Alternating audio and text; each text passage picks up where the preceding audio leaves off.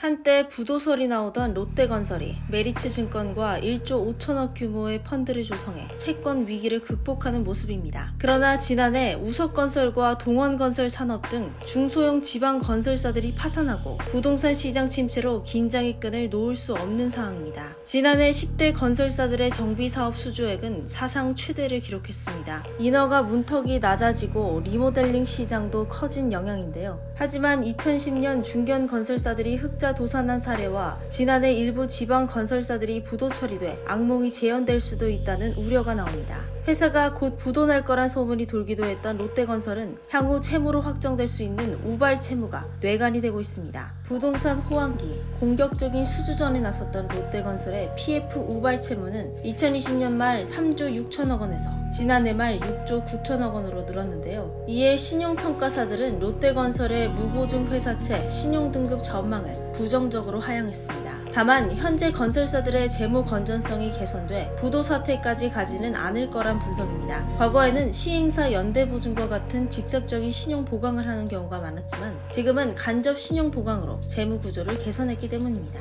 그러나 급증하는 미분양은 건설사들의 유동성 확보에 악영향을 미칠 전망입니다. 분양 실적이 저조하면 사업 주체인 시행사가 상환 불능에 빠져 현금 흐름에 부담이 생기는데요. 만약 분양시장 악화가 장기화된다면 사업 전반의 수익이 줄어 분양 대금이 총 사업비에 미달되는 경우가 발생할 수 있습니다. 이렇게 되면 건설사의 영업자산에 대한 대손 비용으로 인식돼 건설업계가 줄도선 위험에 처하는 악순환이 발생하는데요. 미분양 가구 수는 지난해 11월 전국 6만 가구에 육박하고 2015년 이후 6년 11개월 만에 미분양 가구가 한 달간 1만 가구 이상 늘어나기도 해 위기관리가 필요한 시점입니다. 그러나 문제는 건설업계가 국한되지 않습니다. 올해 상반기에 만기가 도래하는 회사채 규모만 53조 원을 넘을 것으로 예상돼 저금리 대출로 회사를 유지해온 한계 기업들의 연쇄 부도 가능성까지 나오는 상황입니다. 또한 국내 주요 대기업들의 대출금이 사상 처음으로 1,800조 원을 넘긴 가운데 1년 안에 갚아야 할 빚만 500조 원에 달해 기업들의 부담이 커질 것으로 보입니다. 기업들이 이번 유동성 위기를 극복하지 못한다면 당장 역대급 고용 한파가 시작되는 만큼 한국 경제가 백척간도에 서 있습니다.